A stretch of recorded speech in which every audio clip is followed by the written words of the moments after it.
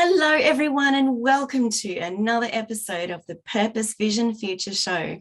I'm Amanda Hill, and I'm coming to you from Canberra, Australia. So in each episode, I have mentioned that the 3 steps you need to do to discover your life's purpose is to examine your past, examine your present, and examine your passions and dreams. So today we're going to have a look at examining your present. Now I'm going to ask you a lot of questions today, go through a lot of tips, but don't fret because everything is here in this book. So don't try and write it down, or don't try and answer the questions as I'm going through them. This is just to start thoughts in your head. So if you get this book, there's all the questions are there. There's spaces in the book to write your answers. All the backstory is there. Everything's all there. So you can get this book from purposevisionfuture.com. And don't worry, for people in the US, it won't cost you a fortune for shipping because the book will actually be printed in the US. So it's very reasonably cost. So examining your present. Examining your present is vital because it tells you where you are. It's like, I'm sure they still have those big shopping centre maps. I remember going into shopping centres and they'd have a big map on each floor, and it would have a big "you are here" arrow, and it would show you where you were on the map. That's like examining your present, because you need to know where you are before you can work out where you want to go. So you need to know what's working for you now and what's not working for you now before you can start really looking to discover your life's purpose, where it's kind of the first step in discovering your life's purpose. Examining in your present will also help you get to know yourself very well, and it will also help you take stock of what you have. I've been reading a lot of articles about how a lot of people are doing this now because of COVID, because a lot of people have been working from home. They've been, I guess, working differently, structuring their work around their families, around the rest of their lives a lot differently than they had when they had to go to the office. And then a lot of people are starting to go, well, gosh, maybe I do need to leave my job. Maybe I do need to do things differently. Maybe I never want to go back to the office. So a lot of people are examining their present now as a response to COVID. So it's good to look at what's working for you now and what isn't. I remember before I was laid off, I knew that I wasn't happy in my job. I hadn't been for a while. And I knew that the reason I wasn't happy was because I didn't feel valued. I didn't feel like the work I did mattered. I didn't feel valued by my supervisors and those above them, because the organisation I worked for was going through restructure. So I didn't feel valued. I didn't feel needed. There'd also been changes in government. So a lot of work that I had done was undone, and I had to undo it, which was very dissatisfying. So I knew I wasn't happy in my job, but I didn't have the courage to do anything about it. But I did know that there were things that I did enjoy. I loved writing. I loved problem solving. And I loved helping people. So those were things that were working. So I knew what was working and what wasn't. Excuse me. So I knew what was working and what wasn't. Now, you can ask yourself various questions to work out what's working in your life and what isn't. And some of those questions are, what have you enjoyed most about your current career or your actually, let's start that again. When you're looking at what's working and what isn't, you need to look not just at your career, but at all areas of your life, such as your relationships and your environment and your faith and even your finances. And you need to look at, so in each of those areas, what things are working for you right now? What things bring you the most joy? What makes you feel the most happy and the most fulfilled? And what things bring you the least joy? What drains you? What brings you joy and fulfillment?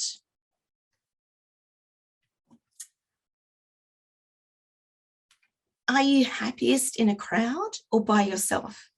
And if you're happiest with people, who are you happiest with? So that sort of goes towards relationship. What do you enjoy spending time doing? And conversely, what do you least enjoy spending time doing?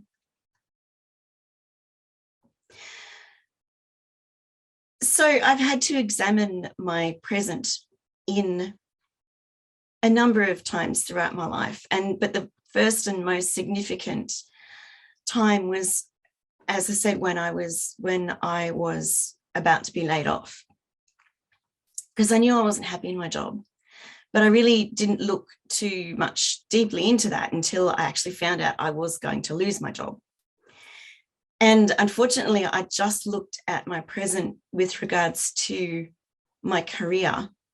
And I wish that I had looked at it from the perspective of discovering my life purpose, because I didn't do that until a few years later. So I remember when I found out I was going to lose my job, and I decided, I was invited to a friend's business launch, and I didn't know what this was. But I decided that I wanted to go because I needed some champagne and sympathy, as you do. So if you're a champagne drinker, of course, you may have another favorite beverage. So I went to this business launch, and I discovered that it was, in fact, someone was joining a network marketing company that sold beautiful, natural skincare products. And I was very happy with the products I was using on my skin at the time. And I thought, nah, I'm not going to buy any of this stuff. And so I watched the presentation with interest and congratulated her, and it was all very good, and told everyone about my situation, and they all sort of gave me hugs and felt a lot better. And I tried some of the product on my hand, and it's like, oh my gosh, this is so nice. So I decided I would take some sample packs home and try the product for a week. And I'd sold Tupperware before, and so I knew a little bit about the network marketing business. And I thought, well, maybe I could do this as a hobby, because my parents had always told me that a government job is a job for life. So I knew that, or I felt at the time that, yes, okay, I'm going to lose this job, but I'm going to get another one. So it'll all be fine.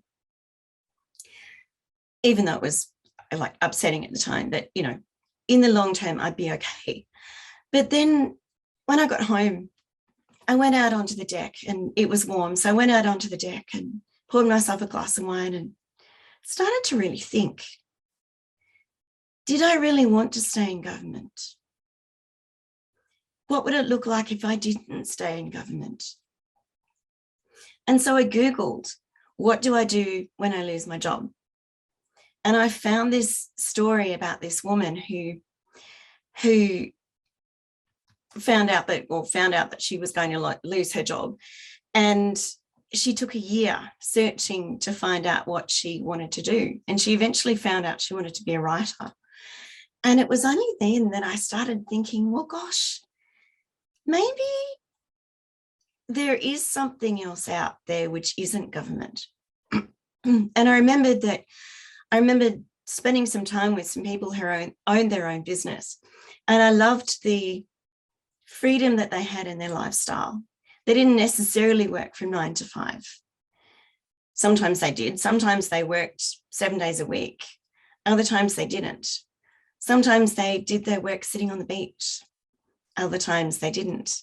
And I just loved the flexibility and the freedom of that lifestyle. And I really started to think seriously about what things were like now and what they could potentially look like in the future. So I mentioned earlier, taking stock of what you have. Now, this isn't taking stock of physical stuff.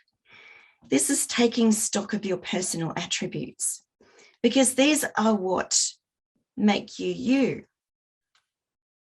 And these personal attributes are your interests, your skills, your values, and your personal qualities.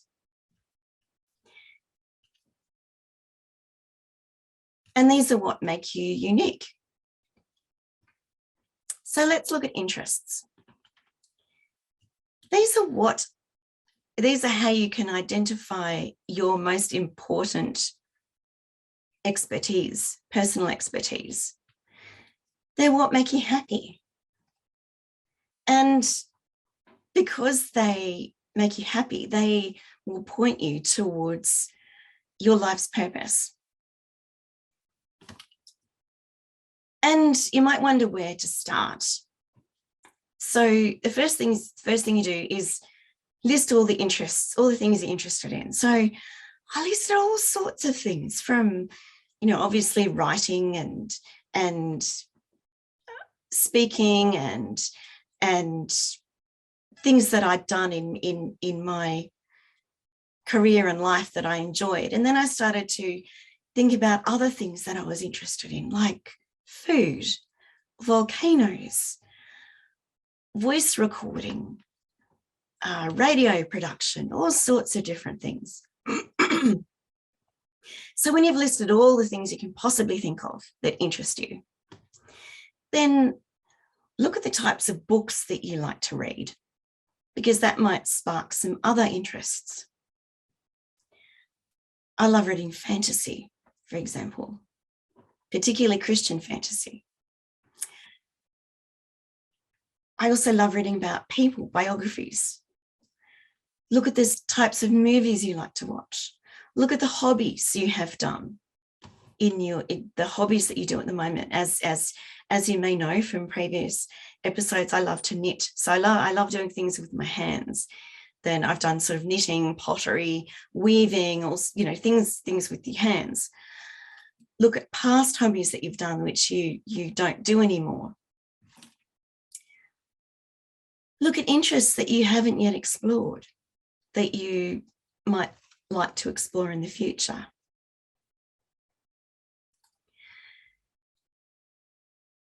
And I've just written something in my notes that I don't know. Oh, yes. Okay. I was going to say I can't read my own writing, but it's in Braille, so I can read my own writing. I've just done an abbreviation, which I didn't understand what it was. So they're your interests, and you can come up. It's amazing the stuff you can actually come up with. So before we go on to the next topic, which is skills, I think it might be a good time to take a break. So don't go anywhere, and I will see you on the other side.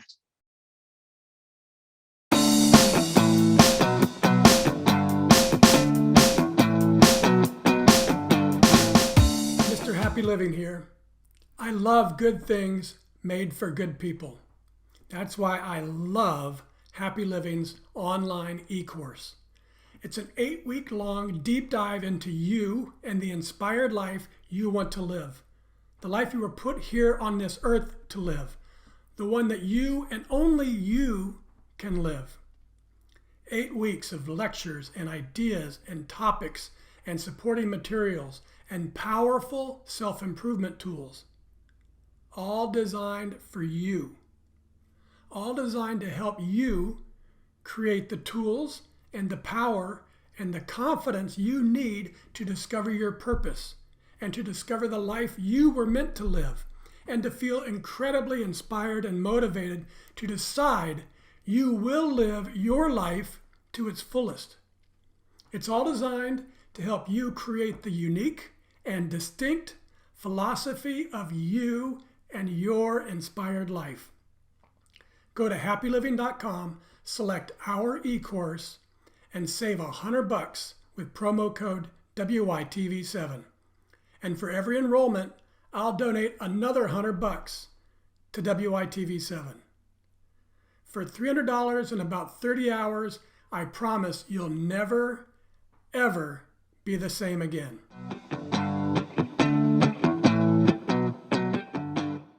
Hello and welcome back, and thank you to our lovely sponsors who make this broadcast and others possible. And if you would like to donate, please do so. You can do so at WYTV7.org, and your donation will make this podcast your donation will make this show and others possible.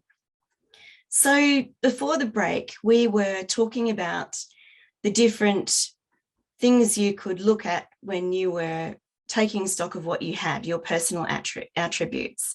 And we looked at interests. So now we're going to move on to skills. So the skills I'm talking about are transferable skills. You can transfer them from one career to another, from one hobby to another, from one area of your life to another.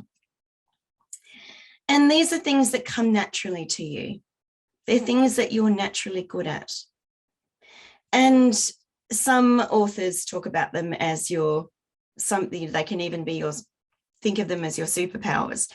And so they also will point you towards your life's purpose when you look at your skills.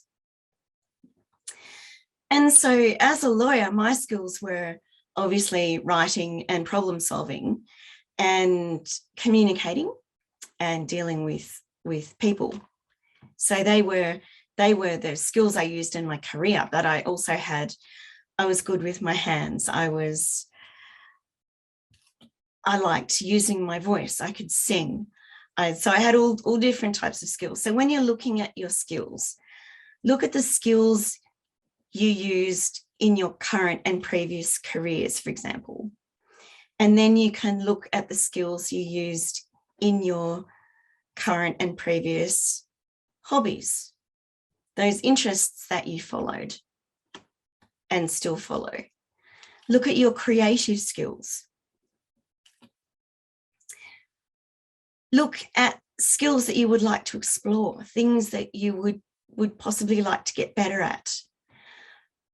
One thing I'm not very good at and I would like to get better at is swimming, because I'm not a very strong swimmer. I can swim, but I can't swim very far. And I tend to panic a little bit if I get out of my depth, even though I can tread water. So that's a skill I'd like to build up in the future. And look at the unique gifts and talents that you have. Look at the things that others tell you that you're good at, because often we're good at things and we don't realize. Like for most of my life, I never realized I was good at encouraging people. But now I know that's my thing. That's what I do. I do it without even thinking about it. And that ended up being what my life's purpose is, to inspire and encourage people. But I didn't realize I was good at it until lots of people pointed it out to me. And I rejected that for a long time. And look at the things that you're naturally drawn to. Like some people are naturally drawn to numbers. They love numbers. Some people are naturally drawn to service or risk or music or laughter. So there are lots of different ways that you can look at your skills, what your skills are. I think if I was a sighted person, I think I would be mechanically minded, because I love putting things together. In fact, that reminds me of a little story. I remember back, and I'm 50, almost 52 when I tell this story, just to put it into context. I remember when I was in kindy, in the very first, I think you'd call it elementary school, the very first year of school. And the boys were on one side of the room and they were playing with Lego and Meccano sets, and the girls were on the other side of the room playing with dolls. And I picked up some pieces of Meccano set and I wanted to play with those and the Lego. And I was told, no, you come over and play with the dollies. You know, that's much, much more of a girly thing to do. But since over the last couple of years, I've started doing things like putting office chairs together and putting flat pack furniture together for my mum and stuff. And I love doing that sort of thing. So that's kind of a skill that I've discovered that I have. Anyway, that's skills. And the next thing, personal attribute, that's very important to look at is your values. Now, in 2020, in my podcast, it's currently called the Do What You Love podcast, but I'm going to rename it Purpose, Vision, Future, just to keep everything consistent. And you can see various episodes of this on my YouTube channel, which is linked to on the WYTV7.org/purpose-vision-future. I interviewed a delightful English lady called Jackie Lefebvre, and she's a values expert. And she says that we each live in a world of our own construction where our values exist in a dynamic relationship with our beliefs. And our underpinning beliefs are things about which we are highly certain, and our values are the feelings which attract us to or repel us from various things. And she also says that our values are like the neck of an hourglass through which information flows to us from the outside world. And we make sense of that information based on our values. So our values filter out things that are not significant to us. And so in that way, they drive our beliefs and they drive our behavior. So, for example, if you're someone who very strongly values the environment, you know, that will change the way you live. That will change the decisions you make about perhaps the power that you use or how much water you use or the ways that you live your life. And when, I don't know about you, but when I think of the word values, I immediately think of honesty and integrity. We all value honesty and integrity, don't we? Yes, well, most of us anyway. And it's very easy to sort of pick words like that: honesty, integrity, kindness, things like that. But Jackie has this wonderful values inventory there's a website, magmaeffect.com. So magma as in lava, magmaeffect.com. And if you go there, you can do this values inventory, and it comes up with interesting things like communication, family, environment. And I don't think honesty and integrity feature in there at all. But it's not just picking words from a list. It, you know, asks you all these questions and then it gives you your top 10 values, and it's free, and I highly recommend it. So when you're examining your values, you could do an inventory like that, which I very highly recommend. But when you're looking at your values, once you've discovered what they are, you need to think really hard about, does your life align with your values? When I was working as a lawyer, part of my life aligned with my values. Because one of my top values is communication. So I did a lot of that. But a lot of, particularly in the latter days of my legal career, didn't align with my values, because one of my top values, apart from communication, is making a difference. And I felt like I wasn't making a difference. Now that I'm living out my life's purpose of inspiring and encouraging others. My life is aligned with my top 5 values. And the top 2 are communication and making a difference. And so I'm speaking, I'm communicating, and I'm making a difference in other people's lives. And when your life is aligned with your values, that definitely points you towards your life's purpose. And the final personal attribute that you need to look at is your personal qualities. Now, these reflect the way you work and the way that you live and who you are. And they're often the qualities that we admire most in others. So you might like to list your personal qualities. And if you're having trouble doing that, have a look at the people who've made the biggest effect, or the people who've most affected your life positively, and have a look at the personal qualities they have. And these could be real people, or they could be fictional people. They could be people in books. And I remember that I'm a huge Lord of the Rings fan, and I listed a number of the qualities of people in the Lord of the Rings books because they exhibited courage. And I found out, that's how I started to find out that was one of the personal qualities I have. And yeah, so that's and one way you can look at your personal qualities.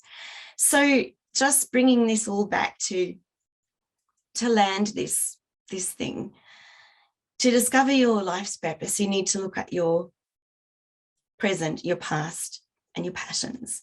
And so to look at your present, you need to look at what's working for you now and what isn't. And you also need to take stock of what you have. And what you have are your personal attributes, your interests, your skills, your values, and your personal qualities. So I hope that has been of use to you. And again, don't stress that I'm putting all these questions to you, because they are all here in this book. So just grab a copy and it will guide you through this step and the other steps as well. And again, you can get it at purposevisionfuture.com. So thank you for watching today. And before I go, I'll leave you with my usual piece of encouragement that if you are facing anything that seems overwhelming or just a bit too hard, you've got this. Just dig deep inside and grab that courage that I know is within you, pull it out, and I promise you, you'll be just fine. Thank you.